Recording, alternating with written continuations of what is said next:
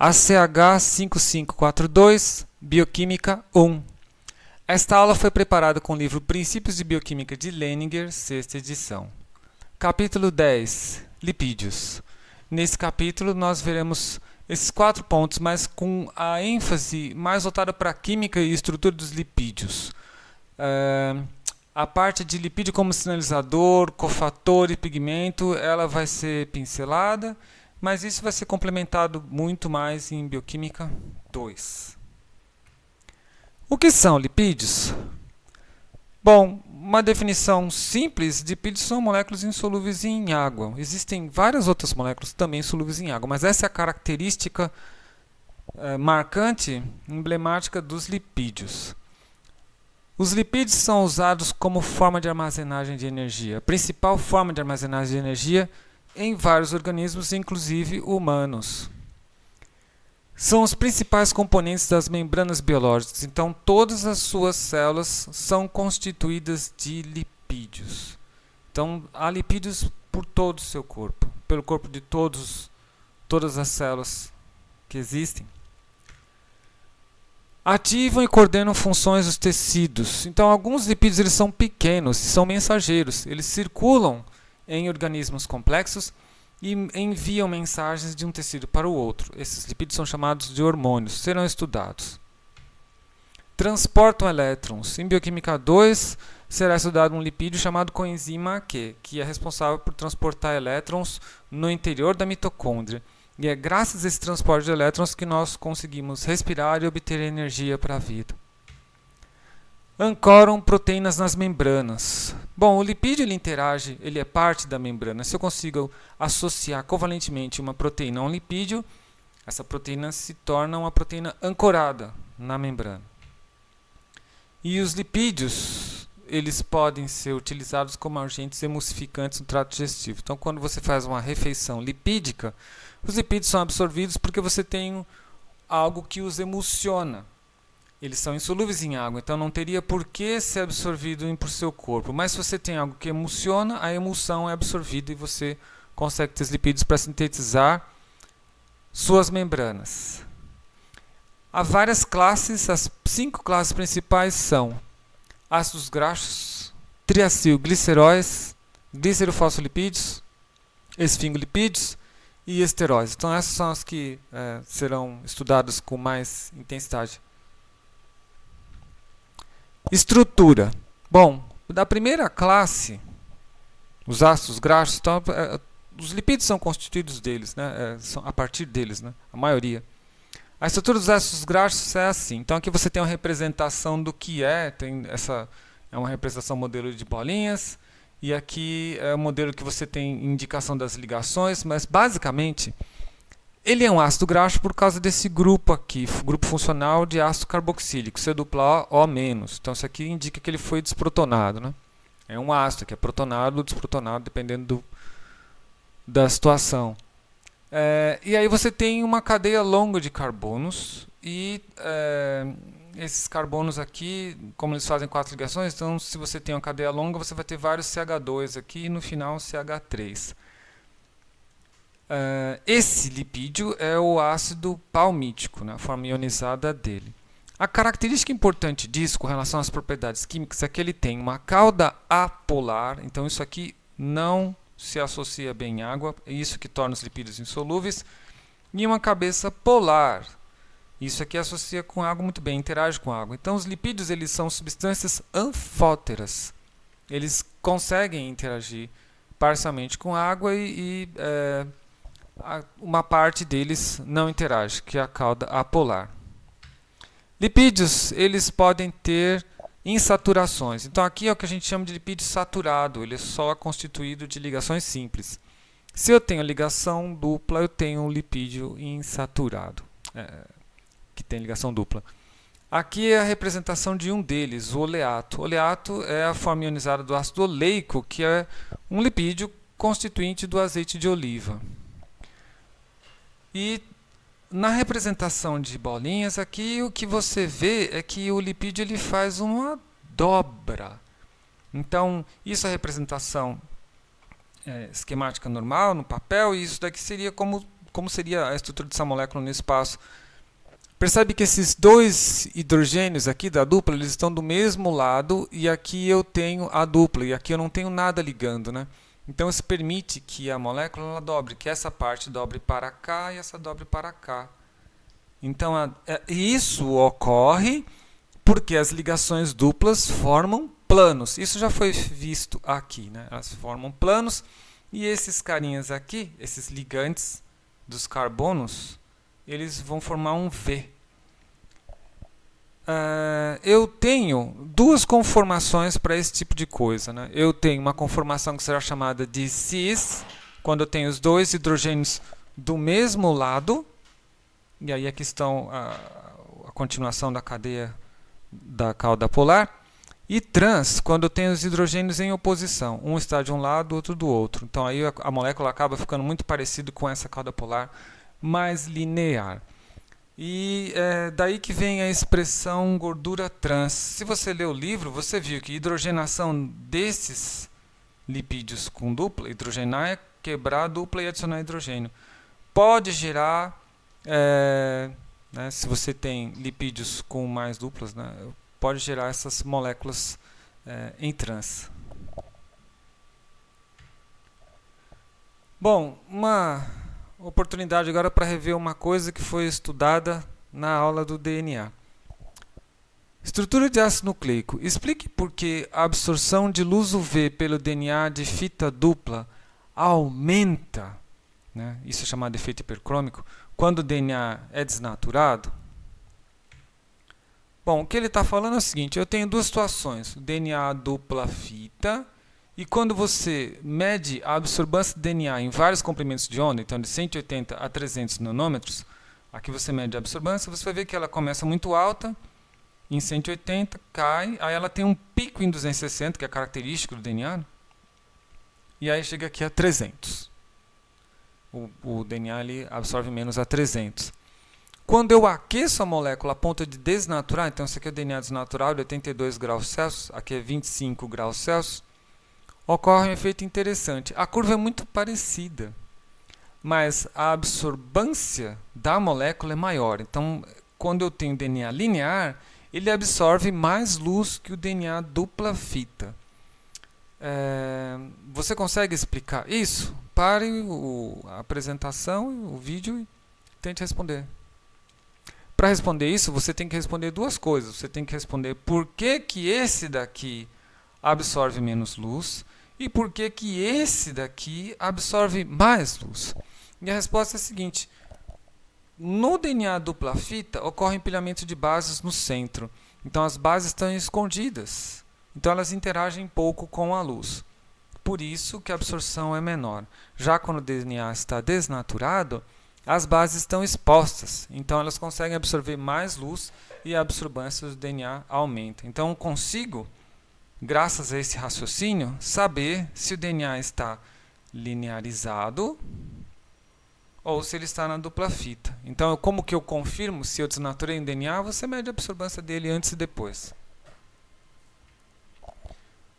Interação entre moléculas de ácidos graxos saturados e insaturados. Bom, lipídios do tipo ácidos graxos, eles são assim, né? Cabeça polar tem vermelho e cauda apolar.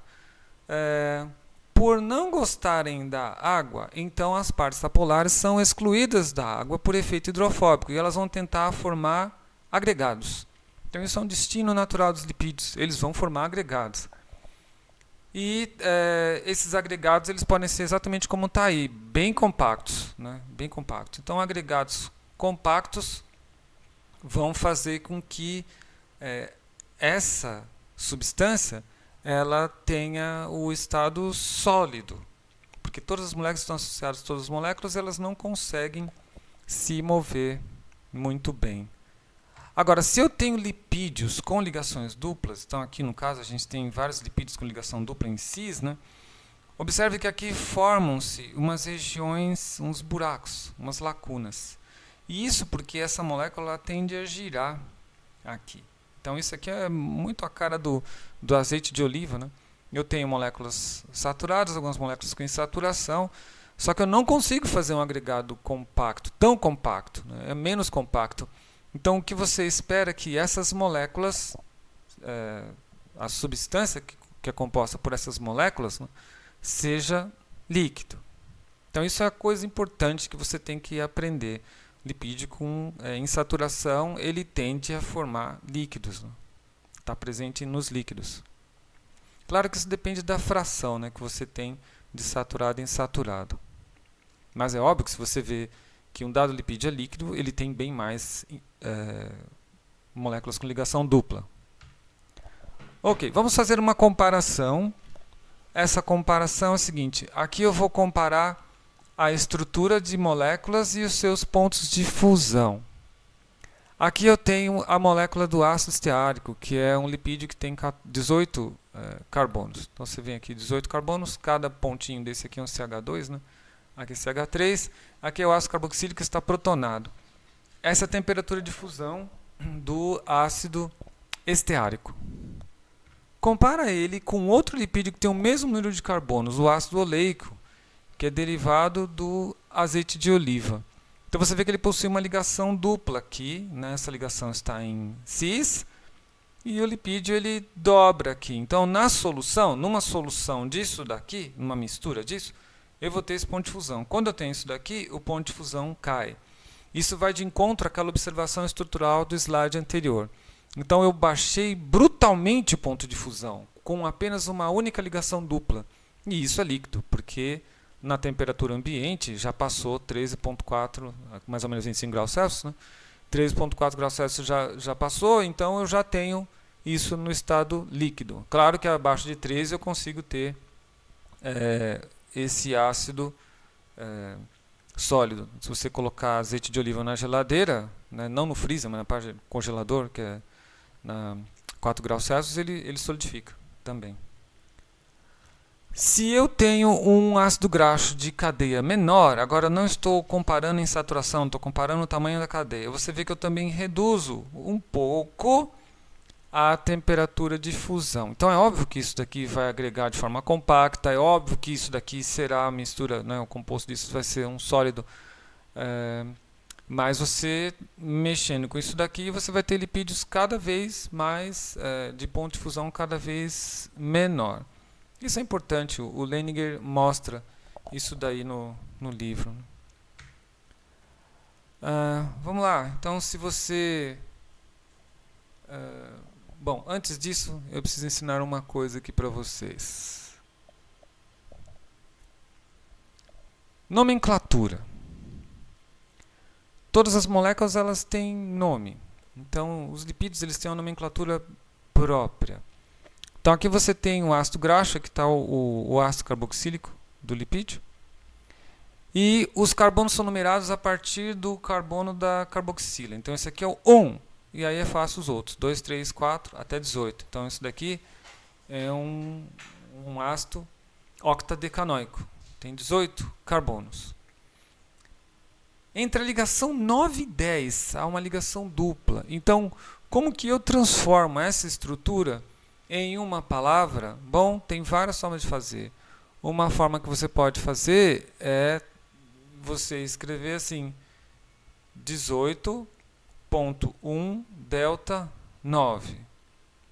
Isso aqui é suficiente.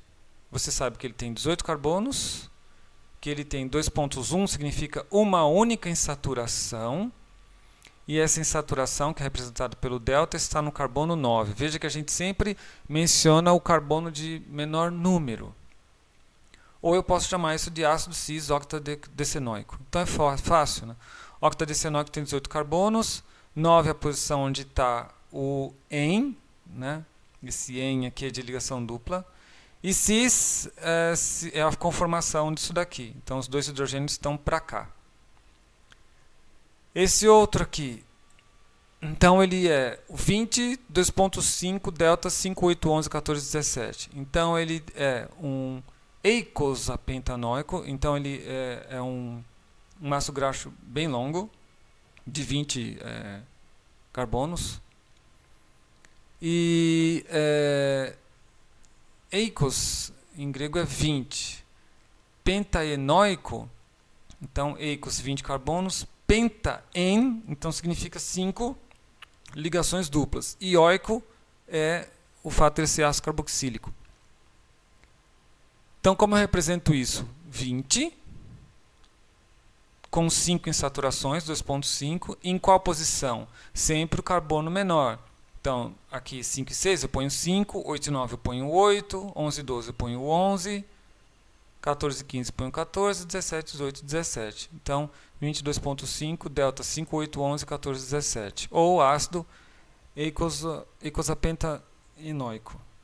Bom, é óbvio que isso daqui não diz para você onde estão as duplas. Então é óbvio que essa representação é melhor e isso daqui é simplesmente para você dar o nome, para ficar mais fácil na hora de você fazer um pedido, né? Mas é óbvio que você, a rigor, você tem que usar essa notação. Uma outra forma de notação de ácidos graxos é a notação ômega. A notação ômega, ela assume que, então você tem o último carbono é o carbono ômega. E aí você vai enumerar as coisas de trás para frente. Então, do último carbono para o carbono da carboxila. E assim sendo, você tem 1, 2, 3, 4, 5, 6, 7, e você vê que esse ácido graxo, ele tem uma ligação dupla no carbono 3. Então, isso é chamado de ácido graxo ômega 3. É isso que é o tal do ômega 3. Se eu não tenho isso daqui, eu só tenho isso daqui, entre o carbono 6 e 7, aí eu vou ter o ácido graxo ômega 6. Então, ômega 3 e ômega 6 vem da nomenclatura. Então, você sabe, quando eles recomendam ingerir alimentos que contêm ômega 3, porque é bom para a saúde, você está se referindo a ácidos graxos que no terceiro carbono, a partir do último carbono ômega, eu tenho insaturação. Agora sim, desenhe a estrutura dos seguintes ácidos graxos. 18,1 delta 9 ácido cis-oleico, ponto de fusão 13,4 graus Celsius. 18,1 delta 9 ácido transoleico, ponto de fusão 44,5 graus Celsius. Depois disso, explique a diferença entre os seus pontos de fusão. Se você já fez isso, então o desenho dos ácidos são esses daqui. O primeiro é o ácido cis, certo? Cis significa que está todo mundo do mesmo lado, então eu vou ter essa dobra no ácido graxo. Trans, os hidrogênios estão em oposição, então um está para cá, o outro está para cá, na direção desse número 9. Então eu vou ter algo que é muito parecido com o ácido graxo de cadeia linear. Então está aqui o ácido transoleico e aqui está o ácido cis-oleico. Uma mistura disso daqui é sólido, uma mistura disso daqui é líquido, e uma mistura dos dois, dependendo da proporção, a gente vai ter ou sólidos ou líquidos. E aí vem a pergunta, qual é a diferença entre os pontos de fusão? A diferença está no fato de que esse ácido aqui, embora ele tenha uma ligação dupla, veja como está a cadeia dele, ela é linear. Então essas cadeias lineares elas se compactam, formam agregados, e esses agregados formam substâncias que têm um ponto de fusão muito alto, mais sólidos, né? Formam sólidos. Enquanto esse daqui, não, ele vai formar aquelas lacunas, então o ponto de fusão dele é bem mais baixo. E é por isso que essa substância é um líquido. Então tá aí, o ácido transoleico tem estrutura similar a um ácido graxo saturado, por isso forma estruturas mais compactas que o ácido cis-oleico. A compactação leva ao aumento de interações das forças de Van der Waals e explica o maior ponto de fusão. Então é óbvio que o que está mediando isso daí são forças de interação fraca, né? Forças de campo, forças de Van der Waals. Bom, aqui eu vou mostrar agora a estrutura de triacilglicerol, que é um tipo de ácido graxo de reserva que nós possuímos, né? O triacilglicerol ele é constituído de 3 ácidos graxos ligados a uma molécula de glicerol. Esse é o glicerol. É um triálcool, né? É um álcool de 3 carbonos. Então, quando você vê lá sabonete que contém glicerina, é o sabonete que contém isso aqui, glicerol. Nas concentrações baixas, isso é muito bom, e nas concentrações altas, isso é tóxico. Então, tem que ter cuidado. Se eu ligar covalentemente os ácidos graxos ao glicerol, eu tenho triacil. Acil é exatamente isso daqui, né? Um R, ou seja, qualquer coisa aqui, C dupla O, O menos. Isso é o acil, é o radical acila. e desculpa, C dupla O tracinho aqui, né? Isso é uma acila, né? Porque você veja que esse está em preto, esse oxigênio vem do glicerol. Então o acil é exatamente isso, é só essa ligação aqui com o C dupla O e o R. Então tem o triacil. E aí eu posso ter várias combinações aí. Eu posso ter, por exemplo, esse cara aqui, 16 carbonos sem ligação dupla. Esse ácido graxo tem 18 com uma ligação dupla no carbono 9 e esse aqui é muito igual o de cá. Então eu tenho o ácido triacilglicerol 1-palmitoil, palmítico é o ácido graxo de 16 carbonos, 2,3-dioleilglicerol. Então esse é o ácido oleico, né? Como são dois, na posição 2, 3 é dioleilglicerol. Essa é a nomenclatura dos ácidos graxos, dos triacilgliceróis. O Leninger ele mostra isso, daqui a pouco eu vou para lá. Mas, enfim, e esse tipo de ácido graxo ele vai ser muito prevalente na estrutura dos glicerofosfolipídios.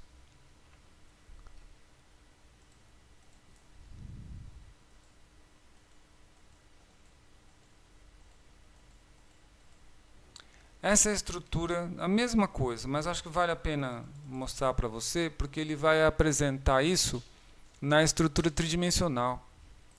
Então aqui você tem a estrutura do glicerol, então é o triálcool. Então ele tem 3 hidroxilas em cada um de seus carbonos. Se eu ligar com ácidos graxos, eles ficam assim. Aí você vê que interessante, o ácido graxo que tem saturação, ele está dessa forma, e os outros estão assim. Então agora imagina, eu faço reserva com isso. Compactar isso aqui não deve ser fácil, né? Mas uma coisa que você vai aprender disso daqui, agora eu vou tentar fazer uma representação, é que perceba que eu não consigo fazer tão fácil pontes de hidrogênio com isso. Então essa molécula ela não interage com água. Então ela vai viver, ela vai se localizar em ambientes muito anidros, sem água. E é assim que se reserva, se armazenam os lipídios. Então os lipídios de reserva são esses daqui. Nomenclatura. A gente já viu, né? 1 estearoil, 2 linoleil, 3 palmitoil, glicerol. Aqui eu tenho 3 ácidos graxos diferentes, né? Um de 14, um de 16 e o ácido linoleico que tem 2 ligações duplas, né? Então isso é um triacilglicerol misto. Agora imagine a quantidade de combinações que se pode fazer em termos de triacilglicerol, inúmeras, né? Isso enfim, o número de possibilidades é muito grande. Agora, se você olhar C2, ele é um carbono especial aí, né? Se o que eu tenho ligado do lado de cá, então estou olhando o C2, ligado do lado de cá, ligado do lado de cá e ligado aqui, são moléculas diferentes, eu tenho hidrogênio aqui, então ele está ligado a 4 coisas diferentes. Então o carbono 2, ele é um carbono quiral, ele é um centro quiral. Então essas moléculas elas também terão isomeria óptica, que é a complexidade que a gente vê na natureza. Triacilgliceróis, eles então armazenam energia e também proporcionam isolante térmico, né? Então essa é uma característica dos mamíferos, né? A gordura é utilizado como isolante térmico. Agora, nessa figura 10.4 aqui, ele vai mostrar uma coisa interessante, como que se encontra isso dentro das células. Então aqui você vê o tecido adiposo, né? Em branco, você tem o que a gente chama de gotículas de gordura. Você vê que a gotícula é imensa, né? E em vermelho são os núcleos dessas células corados. Então, a célula é um grande lipídio. Ela tem uma gotícula de gordura imensa, onde ela armazena isso daí. E o núcleo é apenas uma parte satélite da célula. Abaixo, você também tem uma outra representação de célula. E aqui você vê que e o que está grande aqui são corpos proteicos e o que está em branco são as gotículas de lipídio. Então depende do tipo de célula, certo? Aqui no caso, as gotículas de lipídio não são esses brancos aqui, eu vou pegar aqui a seta, são esses daqui que estão, vou pegar a mãozinha aqui melhor, esses daqui, ó, tudo isso que está em branco aqui é reserva, que está em volta dessas outras partículas aqui. Então isso tudo aqui são lipídios, né? Bom, e quais são as vantagens de você armazenar lipídio? Isso vai ser visto em Bioquímica 2. Né? Os lipídios eles liberam bem mais energia quando são oxidados. E não tem esse inconveniente de ser estabilizados com água. Se nós armazenássemos açúcar, glicose ou glicogênio, você demanda muita água para estabilizar isso daí. Então, o volume da célula aumenta dramaticamente, enquanto com lipídio não. Então, eles não carregam água de hidratação. Já o carboidrato, sim. E isso daí vai levar a todos esses problemas aí. Tem uma coisa interessante, que os lipídios, acho que você já deve ter experimentado isso, né? Manteiga, essas coisas, tem um cheiro rançoso, né? E de onde vem esse cheiro rançoso? O cheiro rançoso vem do fato de que quando você, por oxidação, quebra essas ligações duplas, você vai formar aldeídos. E esses aldeídos são ácidos graxos voláteis, e ele tem esse odor característico. Outra coisa importante é aquela coisa chamada, no livro ele fala, hidrogenação parcial. Hidrogenação parcial de gorduras é quando eu pego uma gordura como essa e faço uma hidrogenação limítrofe em que eu vou deixar pouco tempo os lipídios no catalisador. Então significa que alguns lipídios eles vão ter suas duplas convertidas em ligação simples, né? Então eu vou quebrar a dupla e aí eu posso gerar vários tipos de compostos, inclusive os compostos que são denominados gordura trans. O Leninger ele discute isso. Bom, a gordura trans, para explicar isso, vocês vão ter que ter uma disciplina lá que mistura micro, imuno, parasitologia, daqui a alguns anos no curso, né? E o professor provavelmente vai explicar qual é o problema disso. Aqui a gente vai tratar de outras coisas, por exemplo, da abundância, né? Então, conteúdo de ácidos graxos trans em alguns alimentos. Batata frita, né? Então, batata frita tem muito, tem de 28% a 36%, porque quando você usa aquele óleo, o óleo, ele tem as ligações duplas, mas no momento que você aquece ele, você está favorecendo a oxidação natural dele, e aí isso vai ter essas gorduras trans aí. Hambúrguer de peixe empanado, também tem bastante, ó. Isso aqui em gramas, né? Isso é um valor muito alto. Nuggets, perigosíssimo também, que as pessoas na cultura ocidental elas aproveitam muito, apreciam isso daqui, né? Essas coisas todas, né? Hambúrguer, não de peixe, mas hambúrguer de carne bovina também, né? Batata frita, pizza, tem bem menos, salgadinhos de milho um pouco menos, sonho tem bastante, muffin tem menos e barra de chocolate menos. Então, o problema aí é o seguinte, esses compostos eles vão ativar o sistema imune e isso vai levar a uma resposta ruim. Então, em geral, o que se deve fazer é evitar, né, além disso daí, das frituras, né, alimentos industrializados que contêm gordura vegetal. Quando você abre lá, quando você pega e lê na embalagem gordura vegetal hidrogenada, é essa gordura aí que foi parcialmente hidrogenada. Na hidrogenação parcial, o que acontece é que a hidrogenação parcial ela pode fazer com que isso daqui que é cis, ele mude de conformação. Então eu não vou hidrogenar ele, mas eu mudo e aí essa gordura se torna trans. E a gordura trans, nós vemos aqui, ela é perigosa, tem esse problema. E uma das coisas que ela vai fazer, ela vai aumentar o colesterol, né, a lipoproteína de baixa densidade, o LDL, e vai abaixar a proteína de alta densidade, o HDL. Isso será estudado em ACH 5543, que é Bioquímica 2. Bom, Outro tipo de lipídio, as ceras. No caso aqui, cera de abelha, né? Então, as ceras de abelha, ou as ceras em geral, né? Ceras naturais, né? Elas são uma molécula que ela é produzida por desidratação de um ácido carboxílico com um álcool. Então, eu sempre vou ter isso, um ácido carboxílico de cadeia longa e um álcool de cadeia muito longa. No caso aqui, é o ácido palmítico com um triacontanol. Então é um álcool e um ácido carboxílico. E as ceras, você já deve imaginar, isso é extremamente apolar.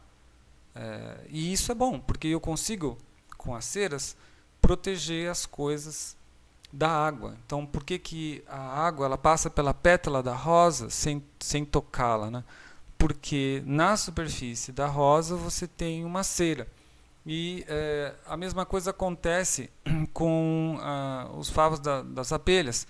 Elas estão expostas à natureza ali, vai chover, então elas colocam uma cera e você não hidrata isso, né? Então você consegue proteger o que foi destruído, então você não vai acabar por pontos de hidrogênio inflando a coisa, causando uma absorção grande de água e tornando a colmeia, inclusive, mais pesada, com risco de cair da árvore. Então, ceras são ésteres. Ésteres são esses compostos que têm essa característica, né? Um R, C dupla O, O, R. É um éster que é composto de um ácido carboxílico e um álcool. Bom,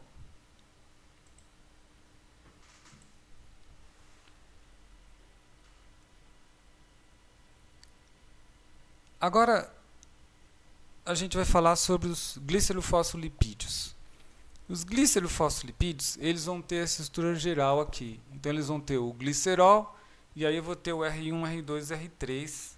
Só que no R1, R2 eu terei ácidos graxos, mas no R3 não.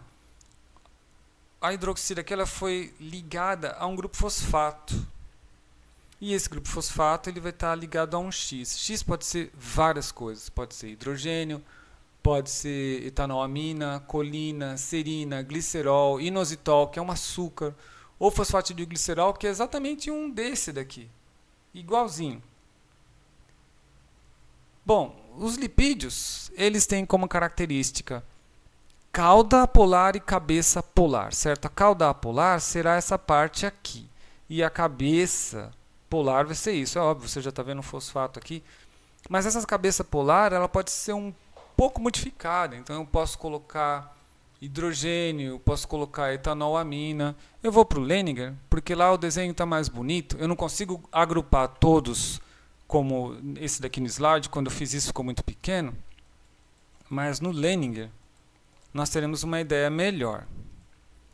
Então aqui está a estrutura de um glicerofosfolipídio.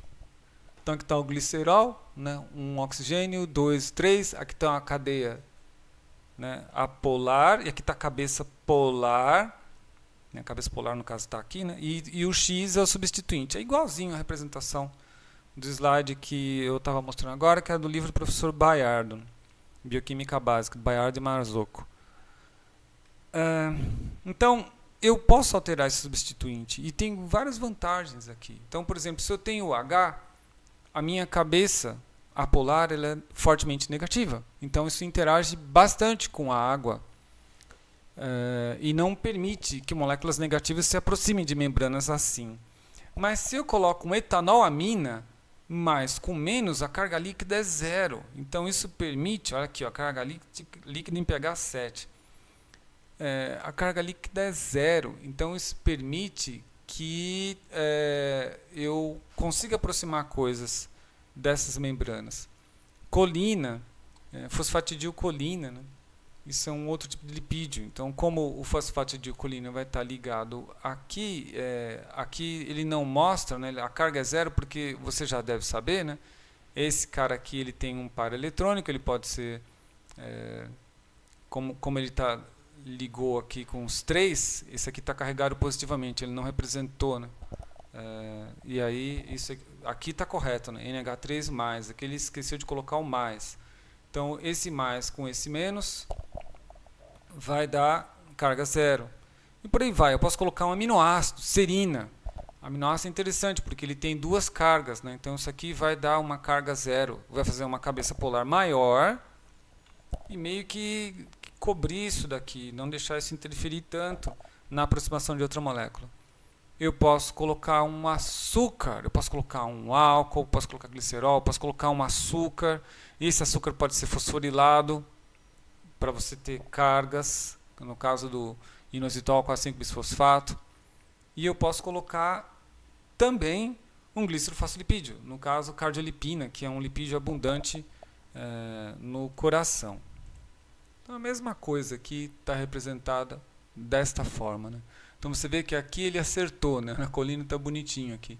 CH13 tem um mais aqui. O Leninger, ele não tiveram cuidado de fazer a revisão do livro. Outro tipo de lipídio, esfingolipídio. Os esfingolipídios, eles são lipídios que têm esse nome aí porque quando a pessoa estava estudando, né, ele achou que esses lipídios eram uma espécie de mistério, assim. E então um mistério tão grande quanto o mistério da esfinge egípcia, por isso que tem esse nome aí, esfingolipídio. E eles são derivados de uma molécula chamada esfingosina. Esfingosina está destacado aqui. Então eu tenho um ácido graxo. Esse ácido graxo ele está ligado numa coisa que é muito parecido com glicerol, mas não é glicerol. Observa, aqui tem o OH e o OH, certo? Que você vai ligar aqui. Mas aqui é NH, então ele não é um glicerol. Isso aqui é esfingosina.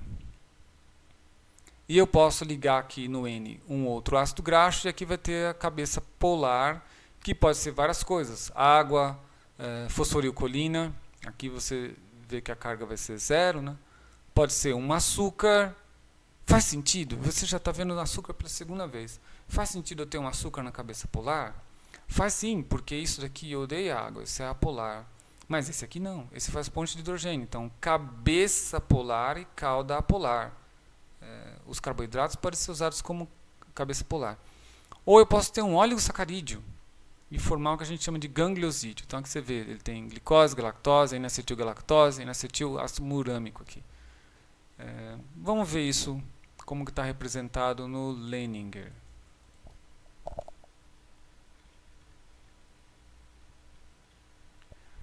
Bom, quem descobriu os esfingolipídios foi Johann Tüdingen.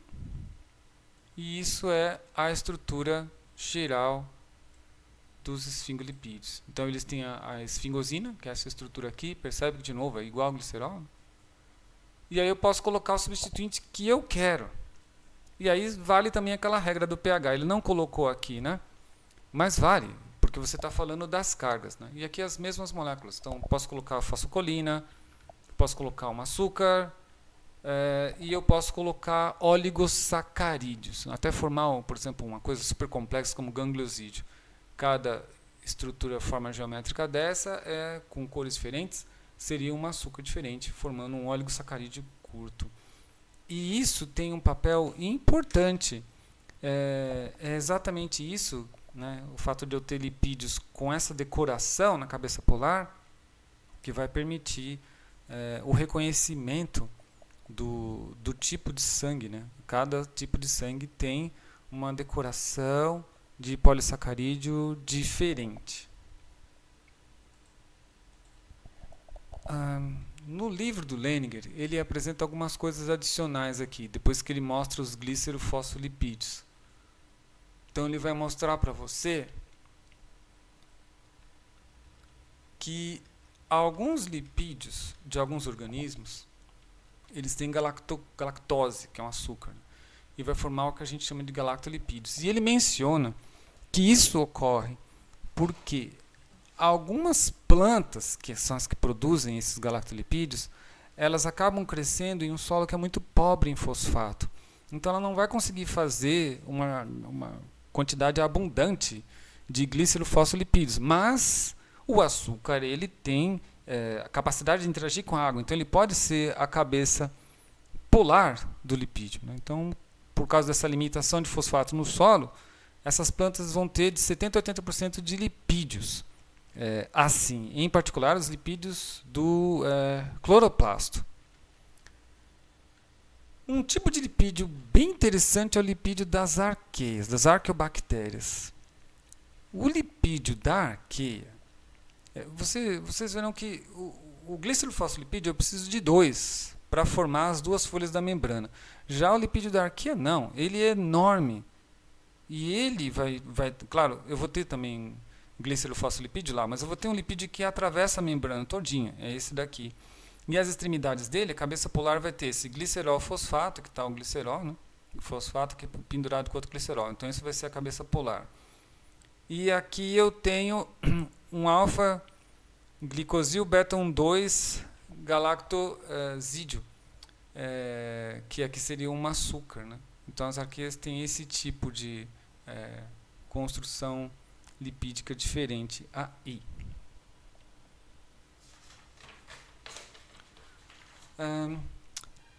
O ruim dessa parte é porque é muita informação. Então, essas informações são coisas que você, se vai trabalhar com isso, você tem que estar o tempo todo consultando essas coisas, né? Então, a ideia não é decorar isso. Então, você usa isso como o seu acervo de informação. Então, isso torna o capítulo um pouco cansativo por conta disso, que é a informação que às vezes é estanque, porque não é a hora de você usar, mas você tem a oportunidade de conhecer. E falando em conhecimento, esse é um açúcar importante, esse açúcar chamado ácido N-acetil neuramínico, ou ácido ciálico, Neo5AC. É um açúcar, certo? E aí eu coloco aqui, ele tem um N com grupo acetil. Esse tipo de açúcar, ele está presente em vários tipos de lipídios, de esfingolipídios complexos, né? E eles vão ter esse ácido N-acetil neuramínico. Por que esse ácido ciálico é importante? Porque o vírus da influenza, que é o vírus que causa gripe, ele procura ele na membrana e reconhece isso.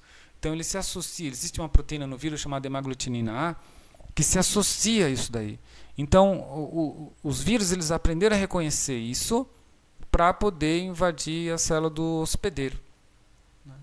E curiosamente, quando o vírus vai embora, ele acaba se associando aqui de novo. Então ele acaba não conseguindo sair da célula do hospedeiro. Então ele tem uma enzima chamada neuraminidase, que cliva isso daqui. E aí ele sai para poder infectar a célula vizinha. Existe um fármaco chamado Tamiflu, que ele justamente impede que o vírus, que já está associado aqui, na hora que ele brotou da célula, né, mas se associa aqui, esse fármaco ele inativa a neuraminidase. E aí eu consigo impedir que o vírus se prolifere. Esteroides. Bom, esteroides são esses lipídios aqui. Então eu tenho 4 anéis ligados com esse tipo de estrutura, né? Então o fundador, membro fundador dessa classe é o colesterol. 3-beta-hidroxi 5-colesteno. Isso é lipídio? Sim, olha aqui, ó, tudo isso daqui é carbono. Então, isso pode ser considerado como a minha região ou cauda, região, né, apolar. E aqui eu tenho uma hidroxila, então isso interage com a água. Então esse é o meu grupo polar, é um lipídio. Outros membros da família, o estradiol, o hormônio feminino. Então aqui ele tem mais 2 hidroxilas. Então isso tudo aqui é apolar e ele tem aqui 2 cabeças polares.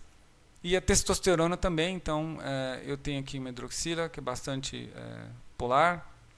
E aqui eu tenho a cauda polar, que também é um pouquinho polar. 17-beta-hidroxi 3-oxo-4-androsteno, né? Testosterona. Então, esses esteroides aí, eles são lipídios mensageiros. Então, eles vão levar mensagem para outros tecidos para que eles se diferenciem. A partir do colesterol, eu não faço só isso também. Eu faço coisas mais interessantes. Por exemplo, eu faço sais biliares. Esse é um deles. O ácido taurocólico. Então, o ácido taurocólico ele é um ácido biliar. Então, ele vai ter lá essa estrutura aqui, com os 3 hidroxilas, e ele pode estar ligado aqui, no caso, com a taurina. E isso daqui, pense, como que isso vai solubilizar um lipídio?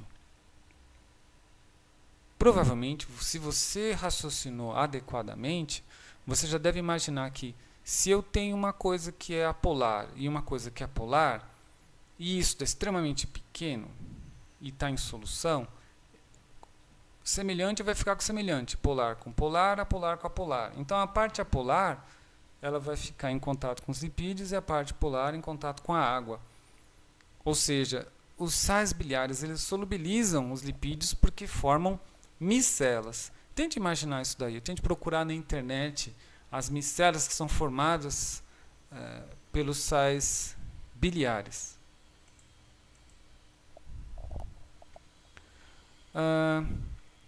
Bom, eu não vou entrar em mais detalhes desses lipídios, como eu disse, é o tipo de informação que você vai ver em outras disciplinas. Então, por exemplo, os eicosanoides, é super interessante, que eles estão envolvidos na resposta inflamatória, mas vocês terão uma disciplina de fisiologia que vai tratar especificamente disso. Então, não é necessário fazer isso, porque vocês vão rever lá. Aqui ele mostra a família de lipídios que são derivados do colesterol, né? Então você tem vários, testosterona, cortisol, prednisona, e todos esses caras aqui, eles vão ativar um tipo de proteína chamada receptor nuclear. Receptor nuclear é uma molécula-chave na diferenciação de tecidos. Então o ciclo menstrual ele acaba ocorrendo porque o estradiol ativa receptores nucleares que preparam o útero para todos os eventos que ocorrem lá. Assim como, por exemplo, cortisol, isso aqui é um hormônio pró-inflamatório, né? Ele também vai ativar um receptor nuclear. Prednisona também é um anti-inflamatório, assim como o cortisol. A aldosterona vai controlar a homeostase cardíaca. Então sempre vai ter lá no citoplasma uma proteína que se liga a um desses pequenos hormônios e essa proteína vai para o núcleo, ativar a transcrição de genes e isso vai prover uma resposta biológica, né? Então, esses esteróides todos são esses 4 anéis de carbono fusionados e eles têm essa função sistêmica de regulação do organismo. Eu não sei se eu tenho alguma coisa a mais aqui. Eu acho que nessa altura do campeonato já dá para a gente ver uma coisa interessante aqui. Preparação do molho béarnaise. Então, ele fala assim: durante a preparação do molho béarnaise, as gemas de ovo são incorporadas na manteiga derretida para estabilizar o molho e evitar a separação. O agente estabilizante nas gemas de ovo é lecitina, fosfatidilcolina. Explique por que isso funciona. Então, por favor, você vai na descrição do vídeo e assista esse vídeo aqui. E depois de assistir o vídeo, você vai ver o preparo do molho béarnaise e você volta para cá. Mas pense um pouco antes na explicação disso. Então, se você assistiu o vídeo, então você viu que para fazer o molho béarnaise eu vou usar a manteiga e eu vou usar o ovo. A manteiga é um lipídio e a gema do ovo ele está dizendo que é um agente estabilizante, né? Então a gema do ovo ela tem fosfatidilcolina. Vamos dar uma olhada no que é isso aqui. Então, fosfatidilcolina, isso vai ser um glicerofosfolipídio, certo? Então a gente vai lá nos glicerofosfolipídios. Então aqui serina, colina, fosfatidilcolina. Então eu vou ter isso daqui. Eu terei uma cauda polar, outra cauda polar, o glicerol, um fosfato e a molécula de colina. Então aqui não está muito bem descrito, né? Aqui lembra que é um carga positiva, né? Então a carga disso é 0, certo? Depende do pH também, né? É óbvio. Mas se for num pH 7, que provavelmente é o pH que o cara vai trabalhar quando preparar o molho, é 0. Mas por que isso estabiliza? Você tem uma ideia? É a mesma história da micela que eu acabei de falar, né? Então, a fosfatidilcolina é anfipática, certo? Ela é um lipídio. Ela tem cabeça polar, cauda polar. Então, ela vai interagir com os triacilgliceróis da manteiga. Isso forma emulsão. Só que os lipídios tendem a formar agregados, certo? Então, essas partículas, elas não vão ser solúveis em água, os triacilgliceróis, mas com a fosfatidilcolina do ovo, a fosfatidilcolina vai formar micelas nos lipídios com os lipídios da manteiga. Então, os lipídios da manteiga vão ficar interiores à micela formada pela fosfatidilcolina. E isso que estabiliza o molho Béarnaise. E por isso que não ocorre separação das fases. Porque você espera, se você mistura manteiga com água, manteiga vai ficar de um lado, água do outro. Por que quando eu jogo o ovo, as coisas formam uma solução homogênea, né? Na verdade, é que você tem uma emulsão concebida pela formação de micelas, no caso, pela fosfatidilcolina do ovo. Então você vê que às vezes a pessoa reclama, mas por que minhas coisas não estão funcionando na cozinha? Um pouco de bioquímica ajuda. Isso funciona também quando você está falando no molho bechamel. Dá uma olhada lá no vídeo do molho bechamel do Jacan, no canal do Jacan, e tenta se responder por que funciona aquilo. Por que ele adiciona a farinha, manteiga, põe o leite, qual que é o papel do leite, por que tem que esquentar. Pense bioquimicamente em tudo isso. Bom, agora sim, e isso é um precursor para a próxima aula. Os lipídios são constituintes das membranas celulares. Isso nós já vimos, né? Lipídios têm cabeça polar e caudas apolares. As caudas apolares vão apontar para o centro e as cabeças para fora, formando micelas. Aqui é uma micela em corte, ela é uma estrutura esférica. A mesma micela que estabilizou o molho Béarnaise. E eu posso ter estruturas mais complexas. Eu posso ter, por exemplo, coisas ocas no centro. Então isso é muito parecido com as membranas biológicas nossas, né? E isso daqui é a estrutura chamada lipossomo. Em biotecnologia, isso é uma coisa muito importante. Os lipossomos, eles são carregadores de fármacos. Então, por exemplo, atualmente, né, a empresa Moderna, ela criou uma vacina de Covid à base de RNA. Como que eu carrego? Com nanopartículas lipossomais. Então, a vacina está aqui dentro de uma esfera oca. E dentro desse oco está a minha substância de vacina. Claro que tem vantagens e desvantagens de fazer isso daí, né? A estabilidade, por exemplo, do RNA não é tão boa assim, mas é uma tecnologia de fronteira que tem sido utilizada até para desenvolver tecnologia para vacinar pessoas contra o Zika vírus e outros vírus. Bom, em células eu tenho a famosa bicamada fosfolipídica, mas isso daqui não existe, certo? Eu nunca vou ter uma coisa assim, porque os lipídios eles têm uma característica interessante, eles são autosselantes. Eu não posso, porque imagina, se a água está aqui nesse branco, ele vai interagir aqui. Mas isso é hidrofóbico, então isso vai ter que fugir de alguma forma. Por isso ele vai formar isso daqui. Ele vai fechar. E isso explica a formação das células, né? Então não tem como eu ter essa bicamada. Eu consigo no laboratório fazer coisas desse tipo? Sim. Usando teflon e outras estruturas aí. Mas é uma condição especial, na condição da natureza não. Mas essa bicamada fosfolipídica é a bicamada onde você encontra embebido todos os componentes da célula. Olha aí. Então, aqui eu tenho a bicamada da célula.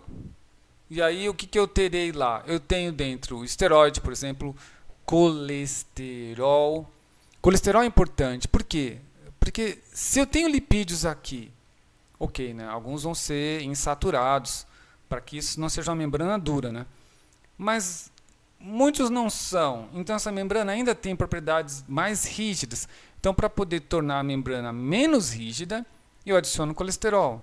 O colesterol tem aquela estrutura em anel, 4 anéis, né? E ele acaba meio que perturbando a região onde tenho agregados de cadeia linear. E aí eu posso ter proteínas que estão ligadas a lipídios. Então aqui, no caso, né, eu tenho uma proteína periférica ancorada a um lipídio. Eu posso ter uma proteína integral transmembranar, então ela tem uma parte citosólica, uma parte extracelular e a hélice transmembrana.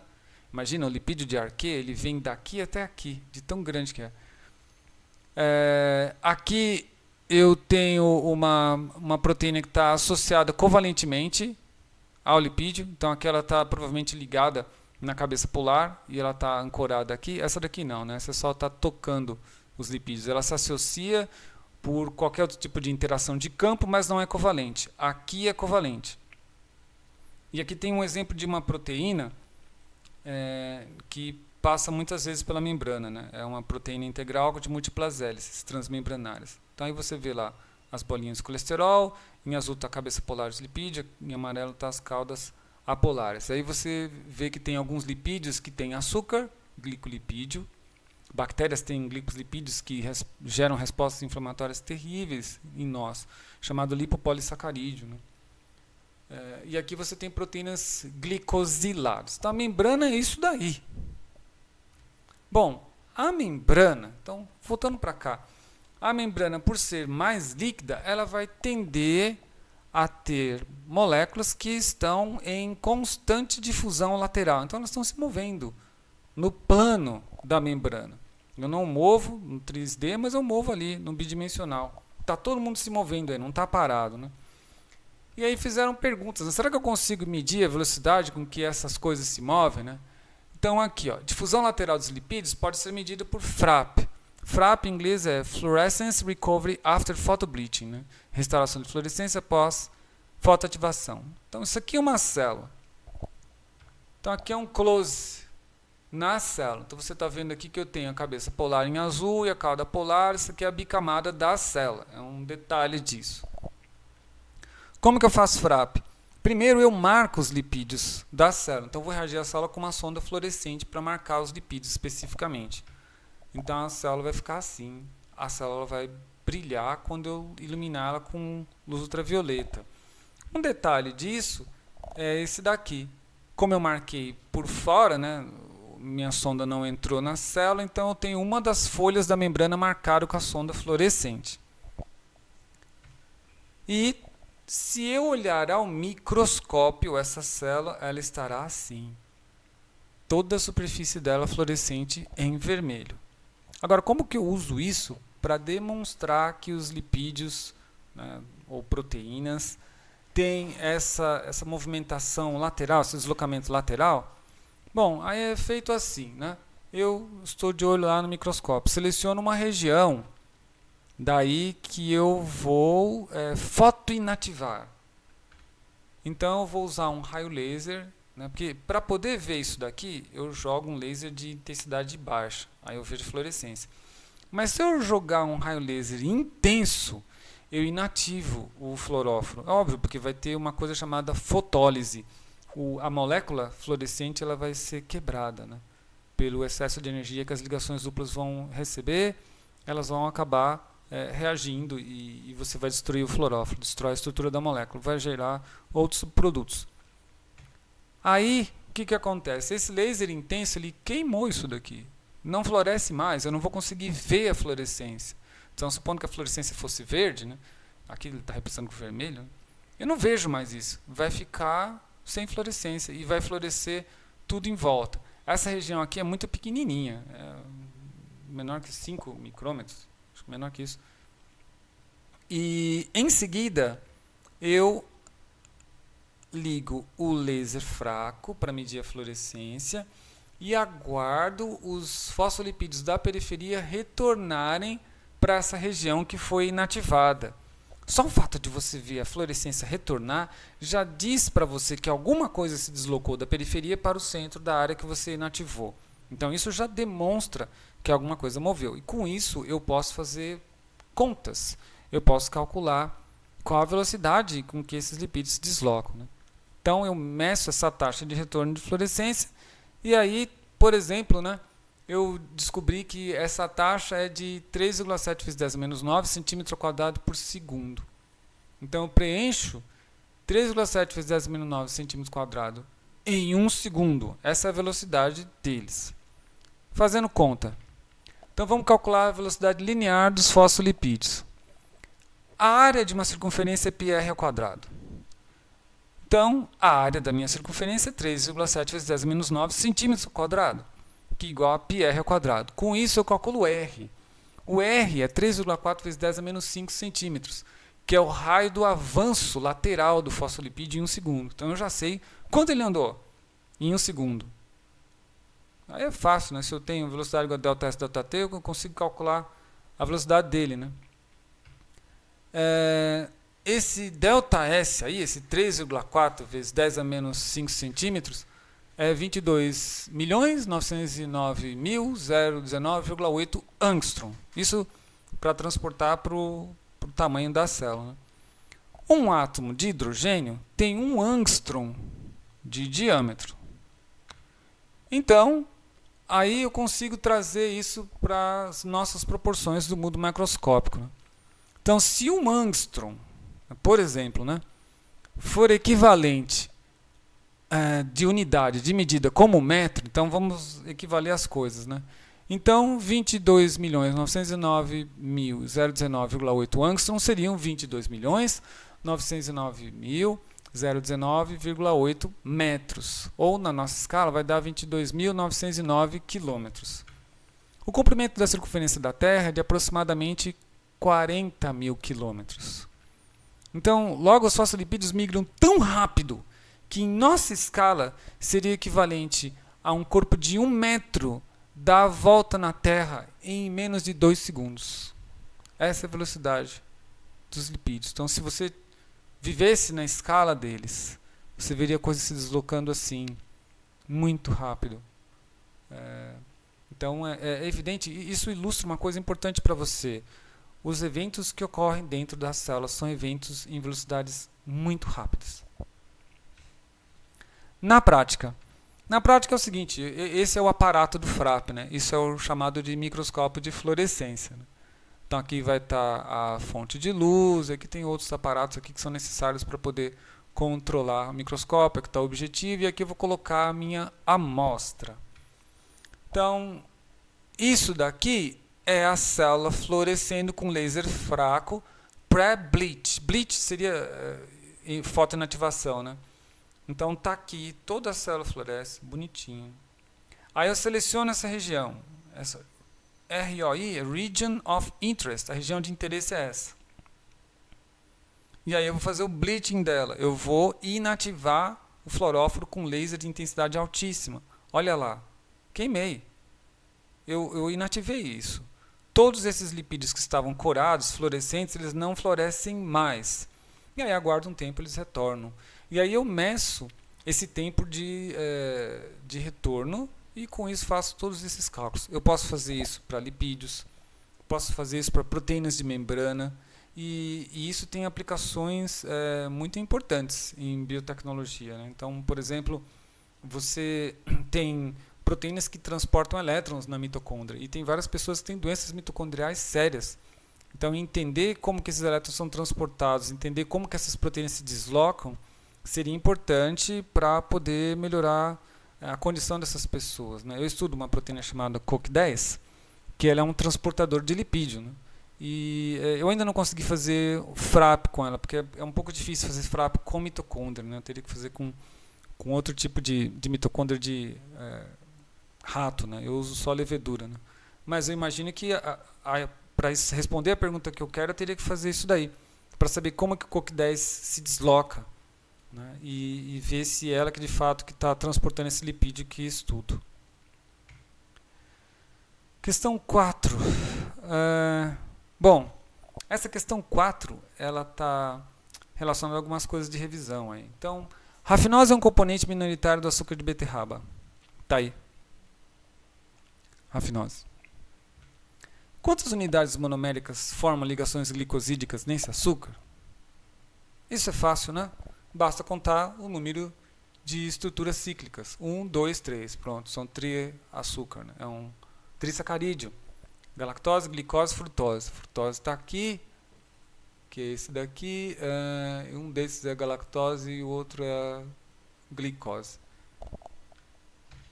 Ok, rafinose é açúcar redutor?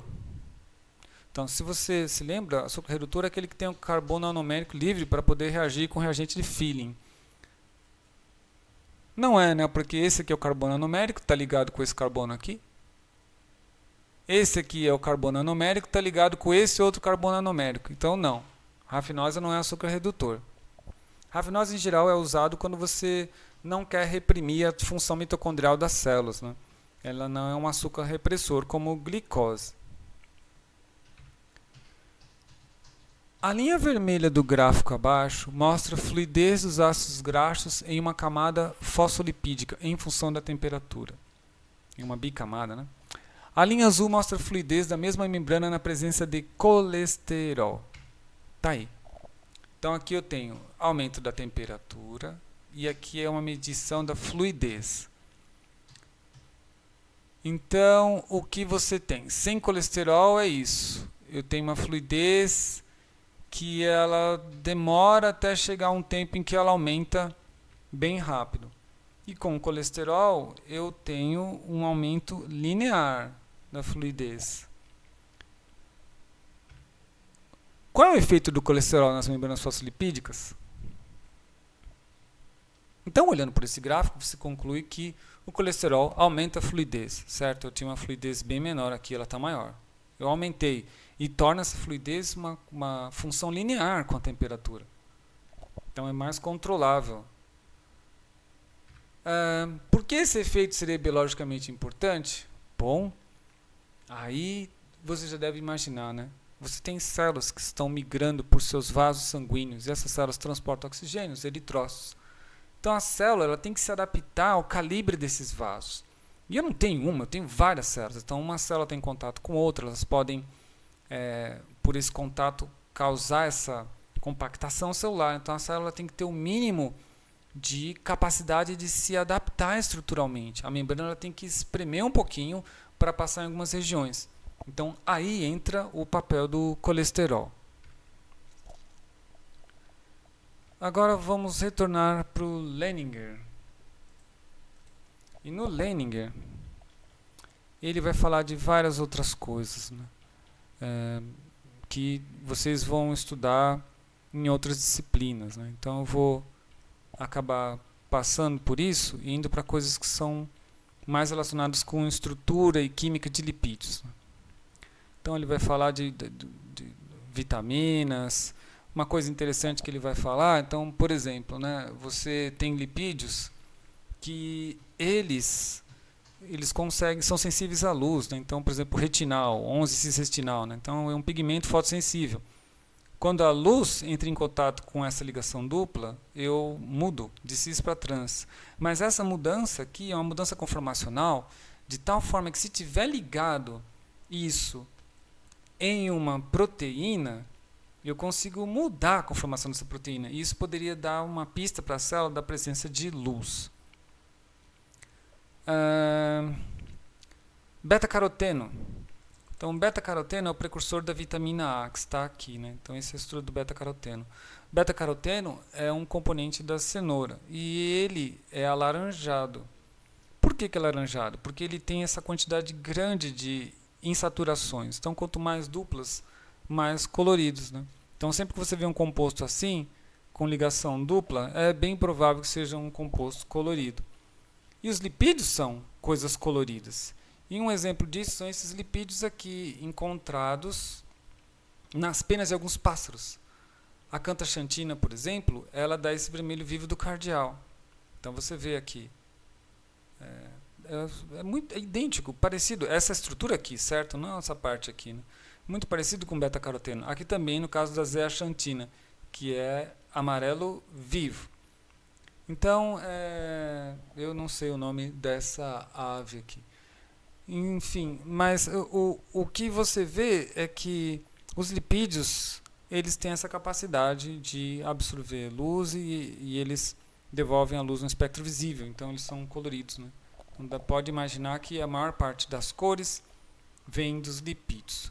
Um lipídio que nós não vamos estudar agora são esses tipos de lipídios aqui. Esses lipídios grandes, como por exemplo a ubiquinona, né, que é a coenzima Q, que é o transportador de elétrons da mitocôndria. Mas isso será estudado em Bioquímica 2 exaustivamente. Eu não posso falar disso, é muito interessante, mas isso daqui vai ter uma disciplina de vocês de microbiologia que vai, eu imagino que sim, né? porque o professor vai se preocupar em explicar o funcionamento deste cara aqui. Anfotericina B é um antifungo sistêmico. Então, se a pessoa está com Candida albicans sistêmica no corpo todo, você trata com isso daí. E é muito sério fazer tratamento com isso. Você pode matar a pessoa se for aplicado de forma incorreta. Então, anfotericina B, ela tem uma região fortemente polar, embora seja cadeia linear, né? Saturada, mas tem muito OH. E uma região bem apolar, que é essa aqui, cheia de duplas. Isso daqui mata o fungo. Será que você consegue imaginar por quê? Então, o que eu posso te adiantar é que isso daqui ele tem um tamanho grande bastante para atravessar uma membrana plasmática. Isso aqui atravessa. Daqui até aqui, atravessa a membrana plasmática do fungo. Como, então, que essas moléculas vão entrar na membrana e causar a morte do fungo? Pense um pouquinho, pesquise isso aí, porque eu acho que é importante para você saber, né? Finalmente, a extração de lipídios requer solventes orgânicos. Isso aqui é como que ocorre a marcha de purificação de lipídios. Então, em geral, lipídios, eles são extraídos de células, certo? Então, eu posso pegar células, eu posso pegar tecidos, ou eu posso fazer algo mais interessante, eu posso fazer um fracionamento celular e obter os lipídios das organelas e fazer a pergunta, quais são os lipídios dessa organela? Então, para poder separar esses lipídios, eu vou fazer extração com solvente. Primeiro eu vou fazer isso daqui, eu vou homogeneizar o tecido ou a célula com um solvente orgânico. Na verdade é uma mistura aí, né, de clorofórmio, que é orgânico, 100%, metanol, que também é orgânico, mas ele tem um OH, né, então ele interage com a água, e água. Então, quando eu vou trabalhar com lipídios, eu tenho que ter esse tipo de coisa aí. Eu tenho que ter uma mistura de solventes que permite também associar minimamente com a água, certo? Então, esse cara ele gosta muito do orgânico e gosta muito da água, o metanol. Então, esse trio aqui permite que eu consiga ter uma solução monofásica. Então, isso é interessante, né? Pense em termos de interações aí. Quais são as interações que permitem que o metanol e o clorofórmio interagem? Quais as interações que permitem que o metanol e a água interagem? Então, o metanol é a grande ponte aí, entre os dois. Então, depois que eu incubei, homogeneizei o tecido lisado ou as células lisadas com essa solução, eu deixo isso decantar num funil de separação, que é esse funil aí. E aí eu vou separar as fases. Em uma fase, eu vou ter preferencialmente clorofórmio. E na outra fase, eu vou ter metanol e água. Então, aí, eu já, graças a essa mistura e o fato de eu ter adicionado outras moléculas, eu obtive separação de fase.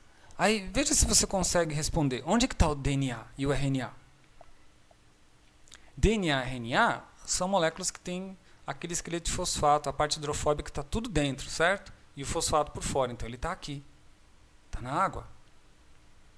Ele é solúvel em água, né? A não ser que você desnaturou e as bases fiquem para fora. Mas se você não desnaturou, não esquentou nada, aí fez numa temperatura gelada, por exemplo, 4 graus Celsius, está aqui. E as proteínas?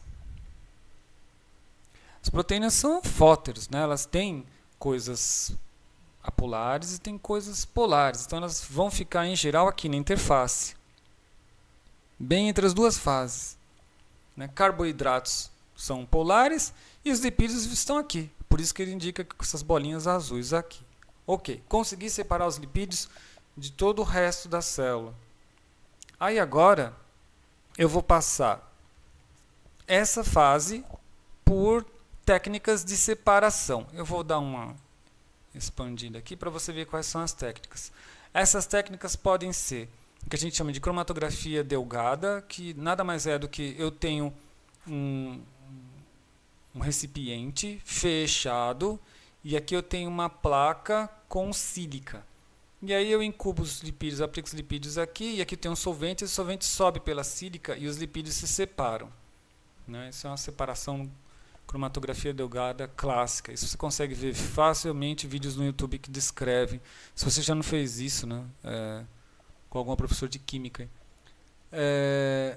Cromatografia de adsorção. Adsorção não é absorção. Adsorver é um fenômeno de superfície, né? Absorver é outra coisa.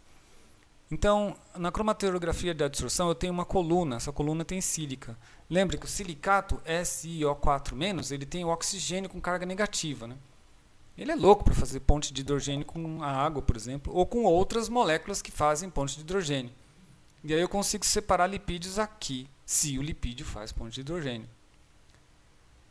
E cromatografia gasosa. Na cromatografia gasosa, o lipídio ele vai ter que ir para a fase gasosa. Isso é um pouco mais complicado. Então, indo mais especificamente para a cromatografia por adsorção, né? Então, eu tenho sílico, SiO4 na coluna, né? Lipídio polar vai se ligar à coluna, porque ele consegue fazer a interação de hidrogênio com a sílica. Os nêutrons passam direto. Então, se eu quiser eluir uma mistura de lipídios que tem polaridades diferentes, eu vou aumentando a polaridade do meu solvente de eluição. Então, jogo o solvente com polaridade 1, depois a polaridade maior, maior, até que eu eluo o lipídio mais polar de todos. Então, a polaridade é progressivamente alta na eluição. E a cromatografia de camada delgada vai acabar aplicando o mesmo princípio. Cromatografia gasosa. Bom, a cromatografia gasosa, eu tenho que fazer uma coisa importante aqui. Não sei se vocês leram isso.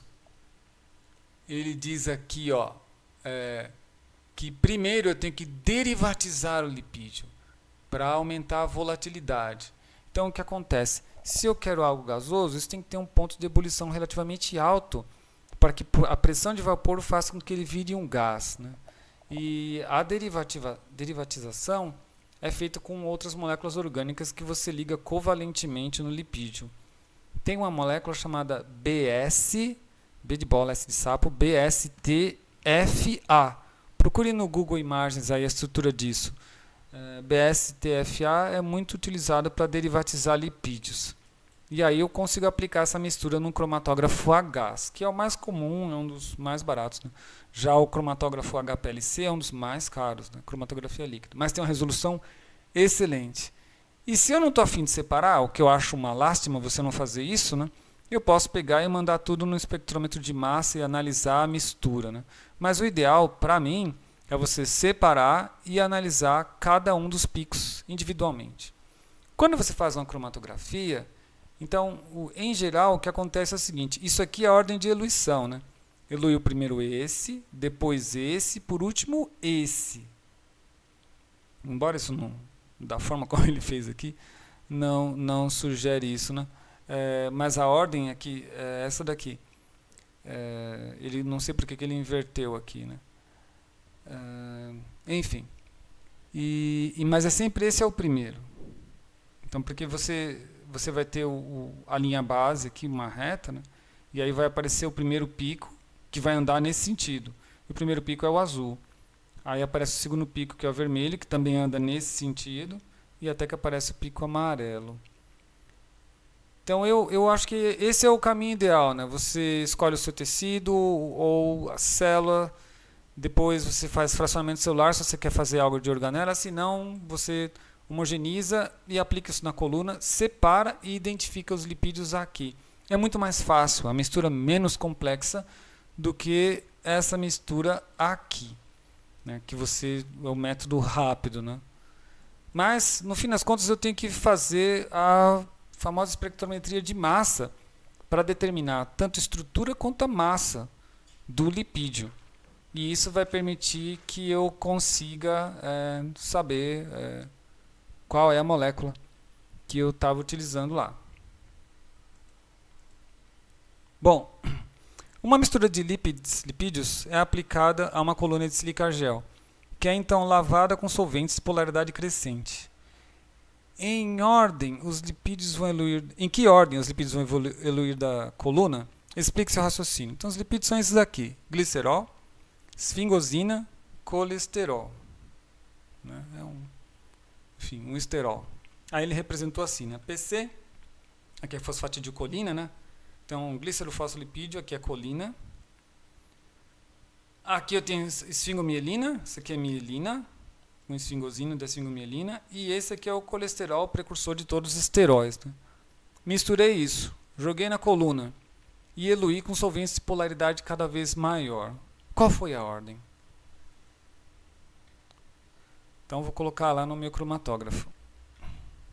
Bom, a ordem é essa daí. Veja se bate com o que você pensou. Primeiro fosfatidilcolina, depois o colesterol e por último a esfingomielina. Vamos voltar para ver a estrutura disso? Então, olha aqui. Lembra que os lipídios eles vão interagir com a coluna de sílica se eles fazem ponte de hidrogênio. Essa molécula aqui faz uma. Essa molécula aqui faz uma, duas. E essa molécula aqui não faz nenhuma. Então, eu não tenho nada que permita que a sílica interaja com isso. Então, isso significa que esse vai ser eluído primeiro, porque ele interage menos. Esse segundo, porque ele interage um pouquinho mais. E esse é o que interage mais de todos. Por isso, a ordem de eluição é essa. Logo, a fosfatidilcolina não faz pontes de hidrogênio com a matriz de sílica. O colesterol faz uma. E a esfingomielina faz duas. E isso explica por que eu tenho esse tipo de padrão de eluição. Agora, como a eluição ocorre por adição de solventes de polaridades crescentes, primeiro elui o lipídio menos polar, certo? Por isso que o PC sai primeiro. E depois de polaridade intermediária e por último mais polar. Depois disso, eu posso fazer espectrometria de massa disso daqui. Existem cursos específicos na academia aí, então vocês têm que procurar, às vezes a universidade tem cursos para isso daí. Se você tem interesse, eu posso recomendar um livro para você estudar. Tem uma professora no curso que é Química Orgânica, ela pode te orientar nisso também, caso você tenha interesse. Então, isso aqui é um espectro de massa de um lipídio. Então, o que você vê aqui? Né? Eu tenho uma série de moléculas. Né? Na espectrometria de massa, eu formo íons. Né? E essa série ela está indicada aqui. Eu tenho uma molécula de massa 371, 356, 328, 314, 300. E é exatamente isso daqui. Ó. Cada molécula dessa indica alguma coisa que ela perdeu. Então, 371 seria a molécula inteira. Quando eu perco esse CH3, fica 356. Mas você vê que a abundância dele é pequena. Né? Quando eu perco esse CH3 e CH2, fica 342, que provavelmente deve ser esse cara aqui. Quando perco tudo isso daqui, fica o 328, que a abundância é um pouco maior. Quando eu perco tudo isso daqui, eu tenho muito disso. Então significa que essa ligação aqui é muito suscetível a rompimento. Olha a abundância dela. E essa ligação ainda é mais suscetível. Quando eu rompo isso e eu tenho essa molécula aqui, ela é muito abundante. E eu consigo, depois, reconstruir a estrutura em função desse espectro. Bom, com isso, eu consigo fazer o que é chamado de lipidoma. Então, o lipidoma é uma forma de catalogar todos os lipídios de uma célula e tentar entender quais são as suas funções. Né? Então, eu posso fazer vários tipos de lipidoma. Um lipidoma temporal, que é perguntar quais são os lipídios que a célula produz ao longo do tempo. Eu posso fazer um lipidoma organelar, quais são os lipídios que uma dada organela faz, e eu posso fazer organelar temporal. Eu posso fazer em função do meio de cultura. Ok, então eu vou perguntar quais são os lipídios na presença de glicose, na presença de glicerol, na presença de rafinose. Ou eu posso perguntar quais são os lipídios que uma célula produz na presença ou ausência de um gene. Ou posso correlacionar isso com doenças. Ok, eu tenho tecido de uma pessoa normal, tecido de uma pessoa doente. Quais são os lipídios do normal? Quais são os lipídios do doente? Isso talvez explique um pouco a etiogênese da doença. Então, sem dúvida, o lipidoma, que é possível fazer com isso daí, permite você estudar abundantemente os lipídios e entender a sua relevância para o organismo. Concluo assim a aula de lipídios.